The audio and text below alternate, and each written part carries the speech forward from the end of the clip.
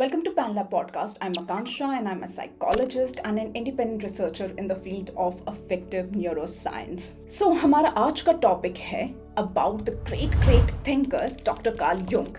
So Jungian psychology बहुत हद तक relate करती है to archetypes and universal unconscious. Now what exactly are archetypes? Archetype is something like archetypes को आप ऐसे समझिए कि जो चीज़ें बहुत ज़्यादा typical हैं, the highest typical example of something, right? And ये वो images हैं, ये एक वो characterization हैं जो हम सब लोग अपने unconscious में carry करते आए हैं since the very start of the earliest ancestors of our being. Now for example, so archetypes are like the typical, the best example of something. जैसे मर्यादा पुरुषोत्तम राम. अगर हम बात करते हैं कि एक best example of a person, a best example of a king क्या हो सकता है, तो हमारे लिए जो archetypal form में आता है वो आता है लॉर्ड राम के फॉर्म में. एक वाइज ओल्ड मैन का आर्किटाइप कहाँ हमें देखने को मिलता है? We can see that in Gandalf from the Lord of the Rings, जो कि बुक एंड मूवी जिसमें बनी है, या आप Harry Potter movie and book को उठा के देखेंगे तो उसमें जो डम्बलडोर का कैरेक्टर है वो कैरेक्टर रिप्रेजेंट करता है कि एक वाइज ओल्ड मैन का कैरेक्टर कैसा होना चाहिए. And what do we mean by having a wise old man? It means somebody who act as a mentor to a hero or who act as a guide to a hero. So that the moment you see those characters, चाहे वो characters आप movie में देख रहे हो, चाहे वो characters आप किसी सीरीज में देखते हैं, किताब में देखते हैं, किसी फैंटेसी बुक में देख रहे हैं, या अपने इमेजिनेशन में अगर आप उनको क्रिएट कर रहे हैं, और even around you, like the Pinnacle of your family also, या और the top most member of your family will be the one जिसकी सब बात मानते हैं. एंड ये वो चीज़ है जो कई बार होगा कि by the title they gain it, depending upon किस कल्चरल सेटिंग को हम बिलोंग करते हैं. एंड कहीं बार ये होगा कि मोस्ट ऑफ द टाइम वो हाईएस्ट मेंबर या the most respected member of a family or the head of the family is going to be the person who has gained that title through the experience and the wisdom they have shown. So उनको आप देखते ही कह सकते हो, okay, they are the head of the member. So these are the examples of archetypes. जो पहला archetype जिसके बारे में हम बात करेंगे is this whole scene जो आप काफ़ी movies में देखते हैं, और in the beginning of a book or in the beginning of a story that you listen to, or maybe आपके खुद के imagination में ideas में ये चीज़ आती है that this whole image of a sunrise, right? And you just look at that image of the sunrise, like what does that mean? It's like rising of the sun metaphorically equivalent है dawn of consciousness, right? At night हम सब लोग unconscious होते हैं. We go in a deep state of unconsciousness जहाँ पे काफ़ी सारी चीज़ें होती हैं, and उस state of unconsciousness से हम rise करते हैं sunrise के टाइम पे. It's kind of metaphorically represent कर रहा है rise of a light or a rise of awareness into our system. And काफ़ी सारी mythological स्टोरीज में सन को गॉड कंसिडर किया जाता है, और the typical hero is consider to be like a sun. हमारी हिंदुइज्म में वी हैव सूर्यदेव, जैसे कि हिंदुइज्म में है सूर्यदेव, उसी तरह से हॉरस इज अगेन अ सन, जिसे सोलर किंग कहा जाता है. अपोलो ग्रीक माइथोलॉजी में ही was also a sun, and उन्हें भी as a hero, as a king का टाइटल दिया गया. And you might wonder why do we consider sun to be the hero or the king? Because you just look, you see this image of sun, especially जो sunrise के time की image है, and उस वो image itself इतनी majestic दिखती है.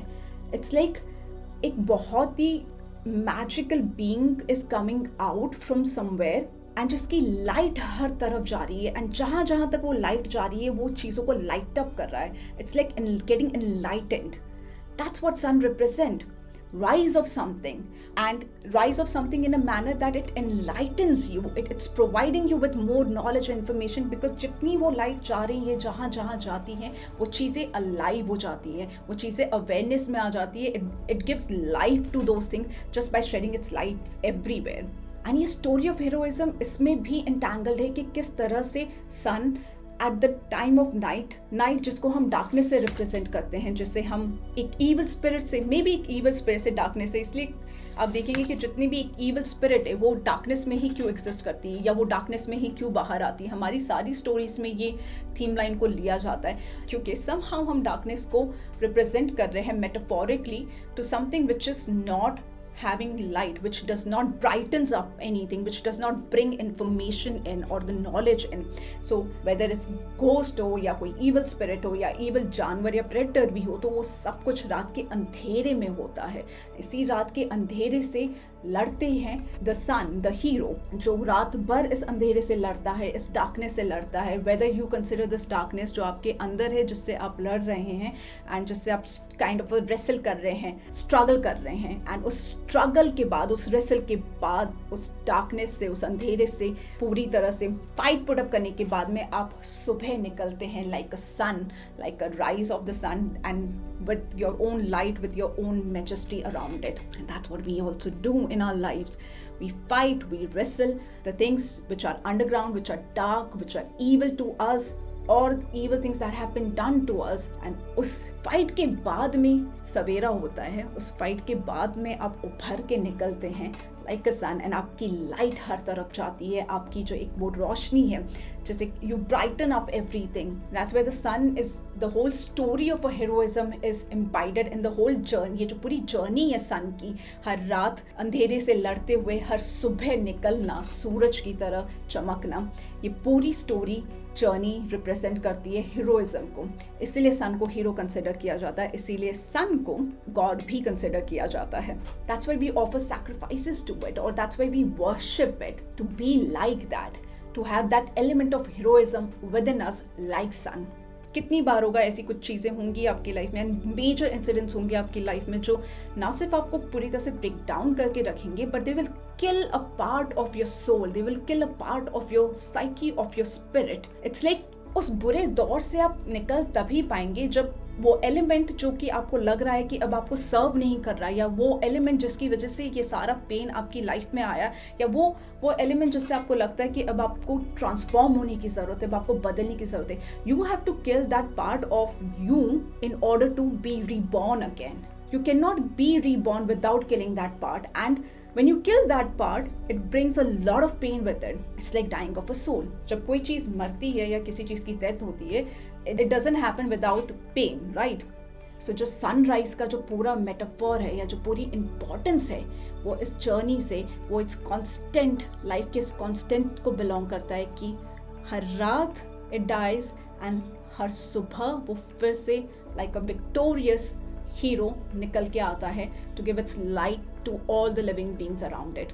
और उसी सनलाइट में हम सब फ्लरिश करते हैं, plants flourish, we flourish, and again the biology supports that. आपका जो बायोलॉजिकल क्लॉक है, जो कि आपका इंटरनल मैकेनिज्म है, वो भी राइज तभी करता है जब वो परसीव करता है सनलाइट इन द एनवायरनमेंट। अगर वो सनलाइट परसीव नहीं करता एनवायरनमेंट में, it doesn't set, it doesn't start, and as a result आपको बहुत ज़्यादा biological disorders and mental disorders देखने को मिलते हैं अपनी लाइफ में, because you are not able to perceive और you in the absence of that sunlight. So these are beautiful archetypes. So sunrise का आर्किटाइप वहाँ से आता है, एंड वो इतना कन्वीनियंटली हमारी लाइफ से रिलेट करता है, उसकी पूरी स्टोरी हमारी लाइफ से रिलेट करती है। And then you look at rock like mountains भी इसी आर्किटाइप को रिप्रेजेंट करते हैं। माउंटेन एक काइंड ऑफ हमारे सोसाइटल, हमारे कल्चरल स्ट्रक्चर को मेटाफोरिकली सिंबलाइज करता है कि किस तरह से हम सब लोग एक डोमिनेंस हायरार्की में बड़े हैं, और जैसे जैसे आप ऊपर जाते हैं उस माउंटेन के वो डोमिनेंस हायरार्की के, you reach above the top, and the person who is on the top is the ones who has proven his calibre, who has shown that he can rise, he can climb up that hierarchy.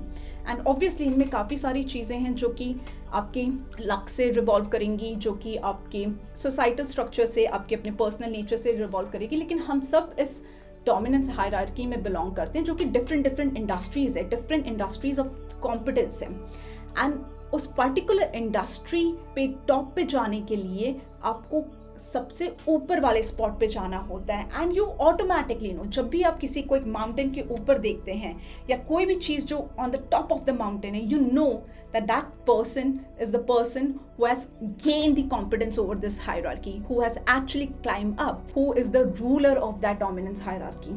And the person जो उस top पे खड़ा है, आप देख सकते हो the whole mountain, first of all the mountain is a rock structure कहीं ना कहीं कल्चरली ये चीज़ को रिप्रेजेंट करता है, that you inscribe on rock, right? अब rock पे लिखते हैं, it becomes permanent because rock is a symbol of permanence. Rock कहीं नहीं जाते, एंड जो लोग नीचे होते हैं वो हमेशा ऊपर देख रहे होते हैं, यानी आप उस पर्सन को देख रहे होते हैं, उस चीज़ को देख रहे होते हैं जो उस माउंटेन के ऊपर है, जो उस डोमिनेंस हायरार्की के ऊपर है। Why do we do that? Why we are always looking up? Because हमें जानना है होता क्या है by being on the top, क्या होता है to being on the top. And also हमें ये जानना है कि हम ऑर्गेनाइजेशनली हमें खुद को कैसे ऑर्गेनाइज करें। एंड हमें ये सीखना होता है, हम ऊपर देखते हैं क्योंकि हम क्यूरियस है जानने के लिए कि आखिर होता क्या है at the top. And when you see, then you realize कि what perks you get when you reach at that level, what benefits you get when you reach at that level, how you are being perceived. You're perceived like a hero. You're perceived like somebody who is at the top of his game. You look at the top athletes, you look at the top celebrities, you look at the people who are minting the most money in a particular industry, and you're always looking up to them because you want to know what's there. क्या होता है top पे, and you want to understand कि आप खुद को किस तरह से ऑर्गेनाइज करें, कि ये पूरे ऑर्गेनाइजेशनल हायरार्की कैसे काम करती है, so that you can be there. Because वो प्लेस जो टॉप की है वो परमानेंट है, लेकिन उस प्लेस पे कौन पहुंचता है वो हमेशा चेंज होता रहता है। It will keep on changing. So हम हर समय ऊपर देख के, या ये कह सकते हो कि आप जिंदगी में आगे देख के ये सीख रहे होते हो कि how to move ahead in life, how to organize yourself in that hierarchical structure so that you can be on the top. जो पर्सन उस हायरार्की के टॉप पे, उस माउंटेन के टॉप पे है, उस पर एक डायरेक्ट सनलाइट आ रही है, और वो सनलाइट उसके जो पूरे चार्म को है, उसका जो पूरा पर्सनालिटी का वाइब है उसको मल्टीप्लाई कर रही है। एंड इट्स लाइक कि वो वाइब सब तक जा रहा है। आप उनको देख के इंस्पायर्ड फील करते हैं, आप उनको देख के एनकरेज्ड फील करते हैं, मोटिवेटेड फील करते हैं।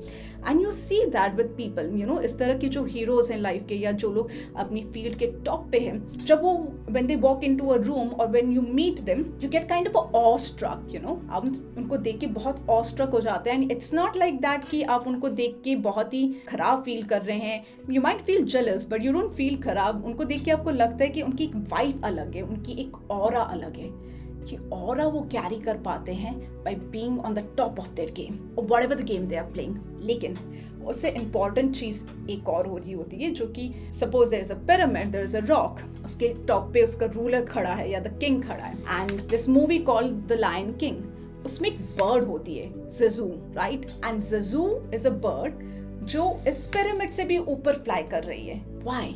नाउ दिस बर्ड ज़ज़ू, जो कि इस डोमिनेंस हायरार्की या ये जो रॉक जिस पे ऑलरेडी एक होल्डर, एक किंग खड़ा है, who's been respected, who's been looked towards, looked up to, उससे भी ऊपर फ्लाई कर रहा है, because it is showing that your vision, your ability to see far in the future is something जो आपको ना सिर्फ टॉप ऑफ द हायरार्की पे लेके जाती है, लेकिन उससे भी बियॉन्ड लेके जाती है, that you are not even a part of that hierarchy anymore.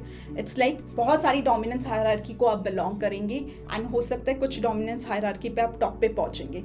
जो पर्सन एक डोमिनेंस हायरार्की पे टॉप पे पहुंचता है इज नॉट द पर्सन जो सिर्फ उस डोमिनेंस हायरार्की के टॉप पे है, इट्स अ पर्सन जो उसने गेन कर ली है ability to be at top of all the dominance hierarchy across the time. That's why he is on the top. Like अगर आप क्रिकेट फील्ड में देखते हैं, because cricket is very popular in our country, so जो एक best cricketer, best player है, whether it's Virat Kohli or whether it's Sachin Tendulkar, when they were at the top of their game, it's not that कि they just top at the game of the cricket, they were top at all the different hierarchies they were going through. If they are doing the ads, तो ads में भी they're doing very well, financial status में they're doing really well, जो दूसरे उनके personal endeavors है they're doing really well there also. It's like एक बार जब आप सीख लेते हैं कि dominance hierarchy पे ऊपर कैसे जाना है, and अगर आप बहुत ही credibly ऊपर जा रहे हैं, not corrupt not by any hook, trick और twisted form में, बल्कि genuinely अपनी काबिलियत के दम पे, अपनी मेहनत के दम पे। सो वो बर्ड रिप्रेजेंट करता है समथिंग जो कि टॉप ऑफ द जो हायरार्की, जो कॉम्पिटेंस हायरार्की है, डोमिनेंस हायरार्की या टॉप ऑफ द माउंटेन को भी बियॉन्ड, उसके भी बियॉन्ड एंड उससे भी अबव जाता है। Is something your ability to see long, see way ahead in the future. And that's why we always say that the people who are very futuristic and very future oriented, they generally do well in life because they can see what's coming and they can prepare before things that actually happen. So एक futuristic element भी उसमें involved है जो आपको उस hierarchy के beyond लेके जाएगा. And not only the ability to see long at a distance or deep into the future, but also the ability to see what you do not want to see. Right, क्योंकि ज़ज़ू वो bird था जो कि ना सिर्फ देखता था and उसको पहले ही पता चल जाता था जो चीज़ें बाकी लोग नहीं देख पा रहे हैं. He was able to see those things and tell to the king कि आई हैव सीन दिस, ये चीज़ होने वाली है, सो बी प्रिपेयर्ड और an army is approaching. But Zazu was able to see those thing also जो शायद king से छुपी हुई थी, उनको पता नहीं होती थी, या जो किंग जिस जान नहीं पाते थे. And he used to come and inform the king. So आपकी जो एबिलिटी है to see into the future और to be well prepared for the future, और या एक लॉन्ग गेम के लिए, एक लंबी जर्नी के लिए, एक लंबे गेम के लिए प्लान करना, एक शॉर्ट टर्म गेम्स के लिए नहीं, एक शॉर्ट टर्म जर्नी के लिए नहीं, बट एक लॉन्ग टर्म जर्नी के लिए. बट ऑल्सो उन चीज़ों को ये तभी हो पाएगा एंड उस हायरार्की के बियॉन्ड आप तभी जाते हैं कि अलॉन्ग विद दिस आप वो चीज़ें भी परसीव कर पाएं, उन चीज़ों को एक्नॉलेज कर पाएं जो कि शायद इतनी प्लेजेंट नहीं है, एंड जिनको सोचने से काफ़ी ज़्यादा स्ट्रगलिंग फील होगा. It won't come with a very happy memories. It won't come with some sort of an happiness with it. Those are like deep, dark, ugly, dirty, unpleasant aspects of life. So उन चीज़ों को भी देखना, उस shadow को, क्योंकि union psychology बहुत ज़्यादा फोकस करती थी कि अपनी शैडो को अपनी लाइफ में इंटीग्रेट कर पाना, अपनी पर्सनैलिटी में इंटीग्रेट कर पाना. वो चीज़ें जो आप देखना नहीं चाहते, जो आप सोचना नहीं चाहते, लेकिन आपको पता है कि आप के डेवलपमेंट के लिए, आपको एक फॉर्मिडेबल पर्सन बनने के लिए वो जरूरी है. You do that, you look, you face those fears, you face those monsters, you face those dragons of your life and make them part of your personality. For now, thank you so much for listening to PanLab podcast. I hope आपको ये information useful लगी है. If it is, then in order to support us, please subscribe to the channel, like the video and share if you can.